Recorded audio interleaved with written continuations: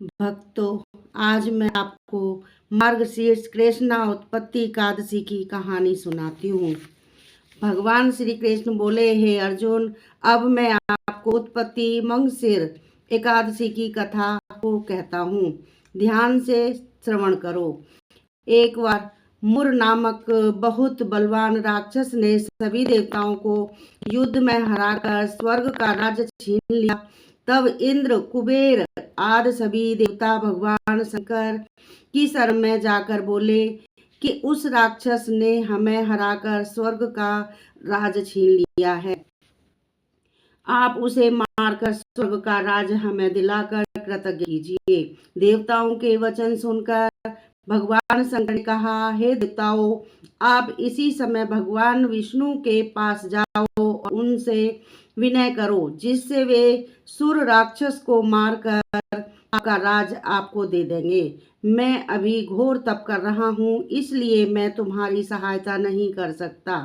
भगवान शंकर से निराश होकर सभी देवता क्षीर सागर में विष्णु भगवान के पास जाकर बोले, हे भगवान, हमारी रक्षा कीजिए। हमें मुर नामक राक्षस ने हरा कर हमारा राज छीन लिया है। आप उसका नाश करके हमारा राज हमको वापस दिलावें। देवताओं के दीन वचन सुनकर भगवान विष्णु बोले, देवताओं, मैं उस राक्षस को मारकर अवश्य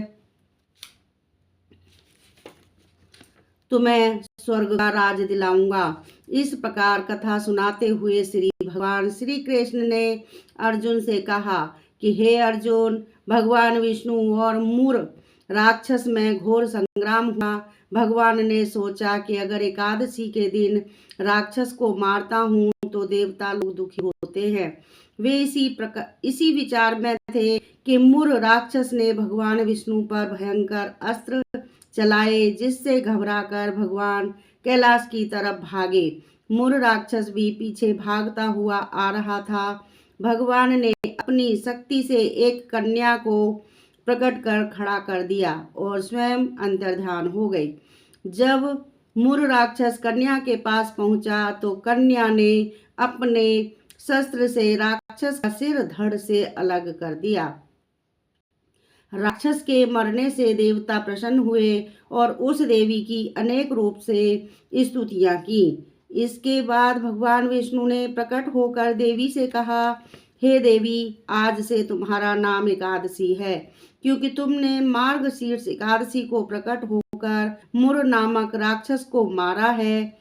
जो व्यक्ति श्रद्धा और भक्ति से तुम्हारी पूजा करेगा, वह सांसारिक सुखों को भोगता हुआ अंत में विष्णु लोक को प्राप्त करेगा।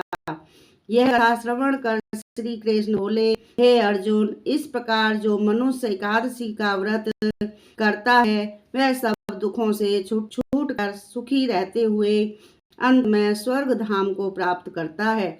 इसलिए संसार के सब सुखों को पाने के लिए एकादशी के दिन निराहार रहकर द्वादशी के दिन किसी दिन दीन दुखी ब्राह्मण को भोजन कराकर स्वयं करना चाहिए। फलाहार, इस दिन विष्णु का पूजन तथा सेवा करनी चाहिए। इस दिन गुड़ व बादाम का सागार होता है। कथा समाप्त हुई।